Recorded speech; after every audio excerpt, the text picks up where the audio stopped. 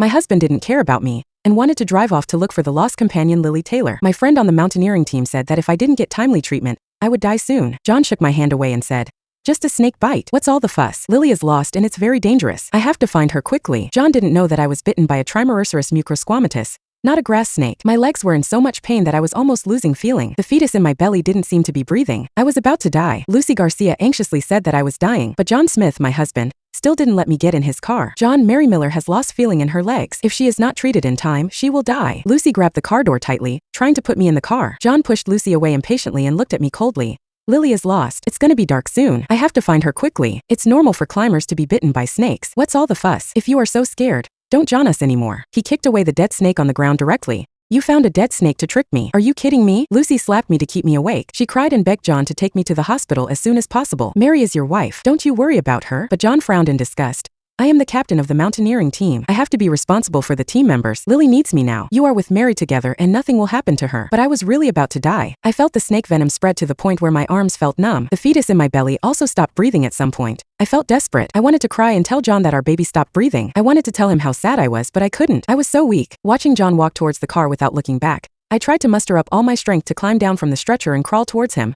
But I was so weak that my arms just hung off to the side. "Please, help me." I struggled to make a weak cry for help. Lucy was crying breathlessly and was too anxious to speak. John looked at me, a mess lying on the ground in disgust. "Look at yourself now. You look like a crazy woman. I'm going to save people. Why do you have to be like this? You make me feel disgusting." My consciousness was getting weaker and weaker, but I still tried my best to open my eyes and look at him so that he could see the pleading in my eyes. But at that moment, a cry suddenly came from John's intercom. It was the delicate voice of Lily. "Ah, John, I'm so scared. I don't know what was chasing me just now. Could it be a wolf? Oh, come and save me." Hearing that, John was immediately worried and pushed away Lucy, who was trying to stop him. Lucy wanted to say something, but John turned around and shouted angrily, "Aren't you worried about Lily? Stop fooling around with this crazy woman. Okay, Lily is alone in the mountain. Do you want her to die?" After saying that, John quickly jumped into the car and slammed the door shut. As the engine started, the taillights of the car quickly disappeared in the dust. Lucy sat on the ground helplessly and held my hand tightly, muttering, "No, we can't wait here like this." Lucy and the other companions carried me to a nearby village to ask for help, but my eyelids were getting heavier and heavier. I tried hard to say something. Seeing me, Lucy leaned over and cried, but I couldn't open my mouth, so I could only look at the backpack in front of me. The emergency numbers of John and my mother were inside. Lucy nodded desperately, crying, "Mary, Mary." As I listened to my companions on the mountaineering team angrily complaining about John, I gradually felt my soul floating up and drifting away into the distance. My soul floated quickly in the wind and came to John. John was driving towards the mountain anxiously, and occasionally shouted with the intercom, but there was no response from the intercom, so he stepped on the accelerator even more frantically, muttering, "Hold on, I'm coming." It was John who insisted on leading the team to climb the mountain. I had just found out I was pregnant, but before I had a chance to tell him the news, we had a big fight about going into the mountain. Lily, a female hiker in the group, said that the scenery in the mountain was particularly beautiful,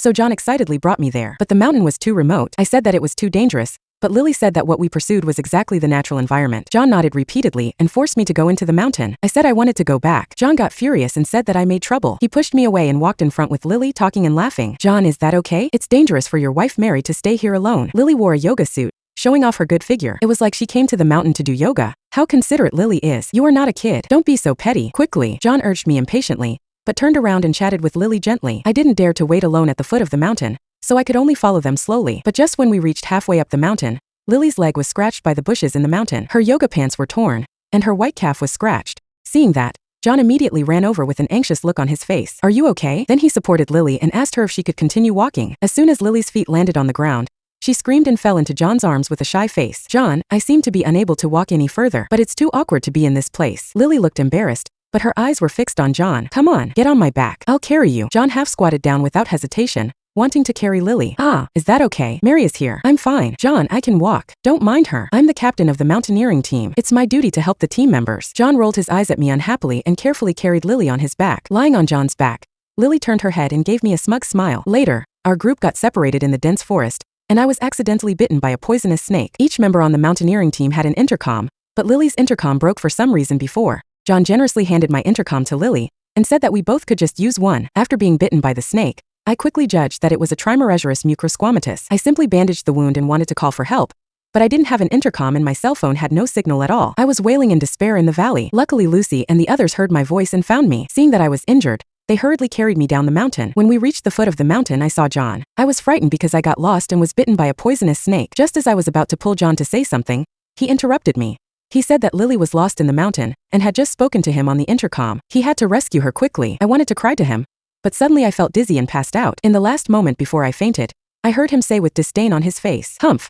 I'm just going to rescue the lost Lily. If you're jealous of her good figure, just say it directly. Why do you have to stop me in this way?" When I woke up, the scene at the beginning happened. Lucy and the others tried their best to ask John to drive me to the hospital first, but he drove away the only car to save Lily in a hurry. The car was my only hope of survival. Looking at John, who was extremely anxious in the car at the moment, I couldn't help but feel a little sad. I was almost dying. Even though I begged him, he didn't save me. Well, because Lily said she was lost and scared, he got so nervous. He wasn't like that before. We also met each other while mountain climbing. At that time, John was probably not very experienced in mountain climbing and accidentally slipped down the hillside and fainted halfway up the mountain. I rushed over and saved him. He fell in love with me at first sight and started pursuing me madly. At that time, he treated me very gently and patiently and was a perfect boyfriend. But then everything changed. John met Lily, a woman who looked very much like his first love. They knew each other in a group of mountaineering. After they made an appointment to go out together once, John seemed like a different person, and all he talked about was Lily. The car was shaking wildly on the mountain road, and the 4-leaf clover jade I gave to John was hitting the car window wildly. There were 2 styles 4-leaf clover jades,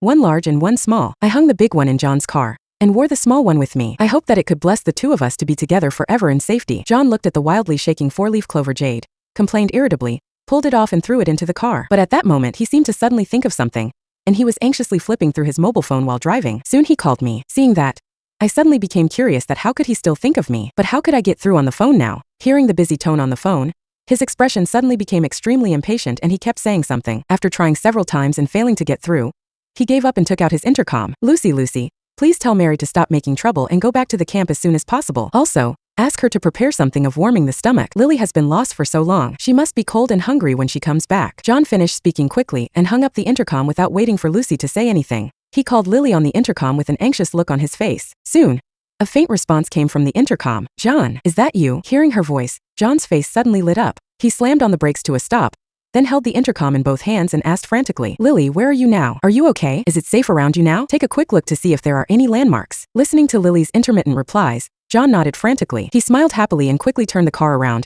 and headed towards the place Lily mentioned. "Don't be afraid. I'll be there soon. Wait for me." Part 2. Soon John found Lily. To my surprise, she was actually behind a hillside not far from us. But John didn't think it was strange. Instead, he comforted her concernedly. When he brought Lily back to the camp, Lucy and the others had already left with my body. John expected me to run to him ingratiating, but he looked around and realized there was no one. It's strange. Where did they go?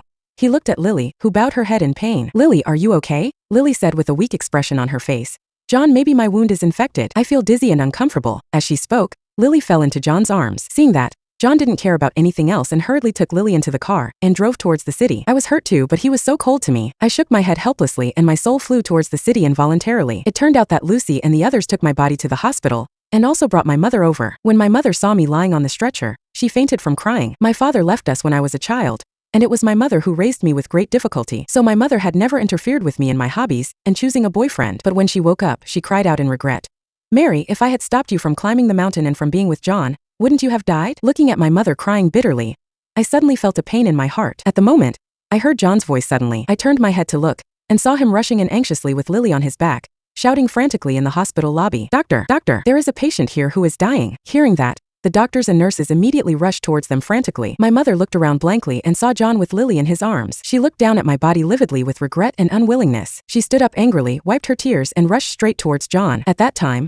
John was still anxiously talking to the doctors and nurses about Lily's condition. "This is my friend. We went hiking today and she accidentally..." Before he could finish his words, he was slapped in the face. My mother stood in front of him, glaring at him angrily with fire in her eyes. The moment John saw my mother, he was also stunned. "Mom, why did you hit me? Don't call me Mom. I will beat you to death." As she spoke, my mother waved her hand and wanted to hit him again, but John grabbed her arm. "Mom, did you misunderstand something?" John dodged and retreated frantically, shouting loudly, "Misunderstanding? Where's Mary? Why are you here accompanying another woman?" My mother looked at John angrily and shed tears. John touched his head and said with a guilty look, "We went hiking together today, but they went back first." But as he was speaking, he actually saw Lucy and the others coming out with mockery on their faces. "Lucy, why are you here? Didn't I ask you to accompany Mary?" As John spoke, his expression suddenly turned grim. He ran over and grabbed Lucy's shoulders. "Could it be that?"